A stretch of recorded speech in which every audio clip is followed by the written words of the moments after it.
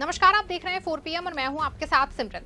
दोस्तों, वैसे तो अपने सूट-बूट वाले पीएम साहब हर मंचों पे खुद को अम्बेडकरवादी और संविधानवादी साबित करने में कोई कोर कसर नहीं छोड़ते हैं, लेकिन जब संविधान और कानून के पालन करने की बात सच में आती है तो वो खुद और उनकी पार्टी के लोग संविधान की मर्यादा को तार-तार करने और संविधान का अपमान करने में बिल्कुल नहीं चूकते हैं।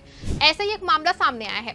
आप खुद सोचिए, जो आदमी देश का प्रथम नागरिक हो, जो आदमी संसद और कानून का सर्वेसर्वा हो, अगर वो कानून और संविधान के हिसाब से नहीं बल्कि मोदी की पार्टी के हिसाब से काम करे, तो आप इस देश में कानून और संविधान को लेकर क्या कल्पना कर सकते हैं?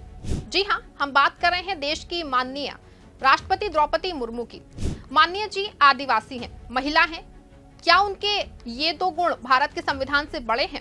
आखिर कौन सी ऐसी मजबूरी है कि उनको संविधान के सबसे बड़े पद पे होने के बाद भी संविधान का पालन करने में दिक्कत आ रही है? आखिर सुप्रीम कोर्ट को क्यों कहना पड़ रहा है कि राष्ट्रपति जी कार्रवाई गैर कानूनी है? मतलब साफ है कि माननीय जी ने जो फैसले लिए हैं वो बाबा साहेब भीमराव अंबेडकर के बनाए गए कानून के हिसाब से सही नहीं है, और ऐसे में सुप्रीम कोर्ट को बताना पड़ा है कि राष्ट्रपति जी आपकी कार्रवाई कानून सम्मत नहीं है। इसके लिए सुप्रीम कोर्ट ने संविधान की एक धारा की व्याख्या भी की है। पूरा मामला क्या है, वक्फ कानून से इसका क्या लेना देना है, ये सब कुछ हम आपको अपनी इस रिपोर्ट में बताएंगे। साथ ही इस पर भी चर्चा करेंगे कि कैसे पूरे मामले में पीएम मोदी का चेहरा बेनकाब हुआ है। दोस्तों, पिछले दिनों लोकसभा और राज्यसभा में रातों रात वक्फ बिल को पास कराया गया और फिर जैसे ही ये राष्ट्रपति के पास पहुंचा, इसको दूसरे दिन ही कानून का रूप दे दिया गया, जबकि समूचे विपक्ष ने यह सवाल उठाया कि वक्फ संशोधन बिल कानून सम्मत नहीं है। इस बिल में कई कानून की मूल भावना के साथ खिलवाड़ किया गया है, लेकिन माननीय राष्ट्रपति ने इस बिल पे विपक्ष को नजरअंदाज करते हुए अपने हस्ताक्षर के साथ कानून का रूप दे दिया। जबकि बिल के सदन में पास होने के बाद all India Muslim personal law board के लोग राष्ट्रपति से मिलने भी गए, लेकिन राष्ट्रपति जी की ओर से कोई टीका टिप्पणी नहीं की। आखिर में वक्फ बिल वक्फ कानून में बदल गया और इसको लेकर के मुस्लिम समेत कई विपक्षी दल वक्फ कानून में लोकतंत्र के वायलेंस को खत्म करने के लिए सुप्रीम कोर्ट पहुंच चुके हैं और अब 16 अप्रैल को पूरे मामले पे सुनवाई है। लेकिन दूसरी ओर राष्ट्रपति को लेकर जो सुप्रीम कोर्ट की टिप्पणी आई है वो ना सिर्फ चौंका देने वाली है, बल्कि देश के सामने ये गंभीर सवाल भी खड़ा करती है कि आखिर राजनीति का पैमान इतना गिर गया है कि पार्टियों के स्वार्थ के लिए राष्ट्रपति जैसे देश के सर्वेसर्वा पद पे बैठे लोग कानून के साथ खिलवाड़ करेंगे। देखिए, खबर मौजूद है अमर उजाला की। सुप्रीम कोर्ट से खबर आई है। खबर में साफ तौर पे लिखा है, तमिलनाडु के 10 विधेयकों पे राष्ट्रपति की कार्रवाई भी गैर कानूनी।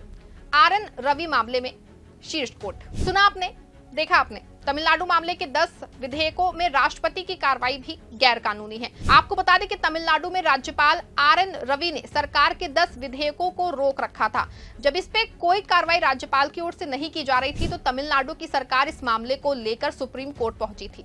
जस्टिस JP पारदीवाला व जस्टिस R महादेवन की पीठ की ओर से तमिलनाडु के राज्यपाल RN रवि मामले में 8 अप्रैल को सुनवाई। फैसले को चौथे दिन सुप्रीम कोर्ट की वेबसाइट पे शुक्रवार रात 10:54 पे अपलोड किया गया था। आपको बता दें कि फैसले के दिन ही पीठ ने राज्यपाल RN रवि को कड़ी फटकार लगाते हुए अपने विशेष शक्ति से पास करने का आदेश जारी कर दिया था। लेकिन फैसले की 415 पन्नों की पूरी रिपोर्ट सामने आने के बाद ये मामला साफ हुआ है कि सुप्रीम कोर्ट ने न सिर्फ राज्यपाल बल्कि माननीय राष्ट्रपति जी को भी कानून का पाठ पढ़ाया है। सुप्रीम कोर्ट ने संविधान के अनुच्छेद 200 की व्याख्या करते हुए कहा कि राज्यपाल किसी विधेयक को राष्ट्रपति की स्वीकृति के लिए सुरक्षित नहीं रख सकते हैं जब उसे विधानसभा की ओर से दोबारा पारित कर दिया गया हो, भले ही राज्यपाल से पहले चरण में अपनी स्वीकृति रोक ली थी। पीठ ने 415 पेज के अपने फैसले में स्पष्ट कहा, राज्यपाल डॉक्टर रवि का 10 विधेयकों को रोकने का फैसला अवैध था। राष्ट्रपति की ओर से 10 विधेयकों के संबंध में उठाए गए कदम भी कानून के मुताबिक वैध नहीं है।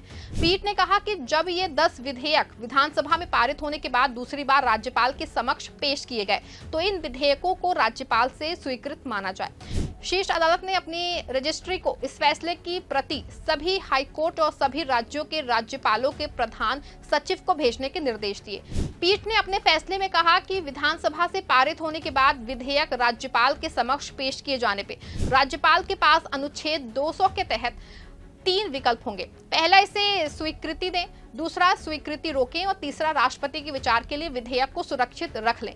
पीठ ने कहा कि जहां राज्यपाल किसी विधेयक को राष्ट्रपति के विचारार्थ सुरक्षित रखते हैं और राष्ट्रपति उस पर अपनी सहमति नहीं देते हैं, वहां राज्य सरकार को शीर्ष अदालत में जाने का अधिकार होगा। जब राष्ट्रपति अनुच्छेद 201 के तहत स्वीकृति के लिए उनके समक्ष किसी विधेयक पे निर्धारित समय सीमा के भीतर निर्णय नहीं लेते, तो भी राज्य सरकार को सुप्रीम कोर्ट से परमादेश रिट की मांग का अधिकार होगा। फैसले में कहा गया कि अनुच्छेद 200 में राज्यपाल के लिए समय सीमा निर्धारित नहीं है, लेकिन कहा गया है कि वो जितनी जल्द हो सके फैसला लेंगे। विधेयक को राष्ट्रपति के विचारार्थ रखे जाने की स्थिति में राज्यपाल से अपेक्षा की जाती है कि वो अधिकतम 1 महीने में सहमति देंगे। मंजूरी नहीं देने पे संदेश के साथ अधिकतम 3 माह के भीतर उसे वापस करना होगा।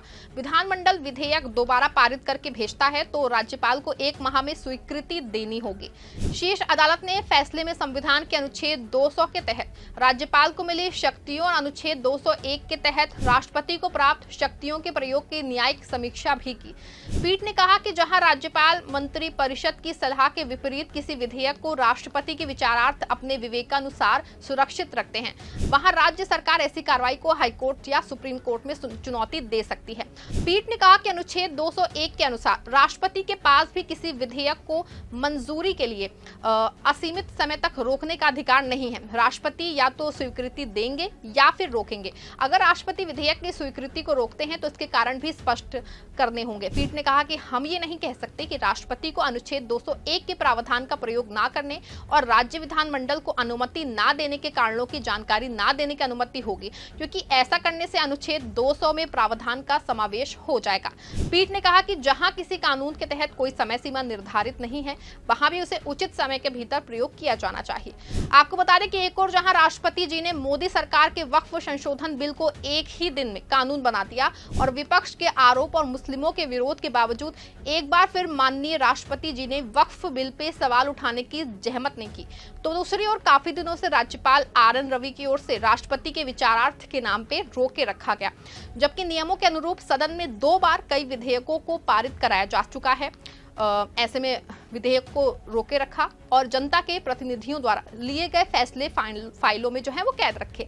माना जा रहा है कि तमिलनाडु में सिर्फ इस वजह से विधेयक को लटकाया गया क्योंकि वहां बीजेपी की सरकार नहीं है और तमिलनाडु में जो सरकार है उसकी मोदी की पार्टी से बिल्कुल नहीं बैठती है।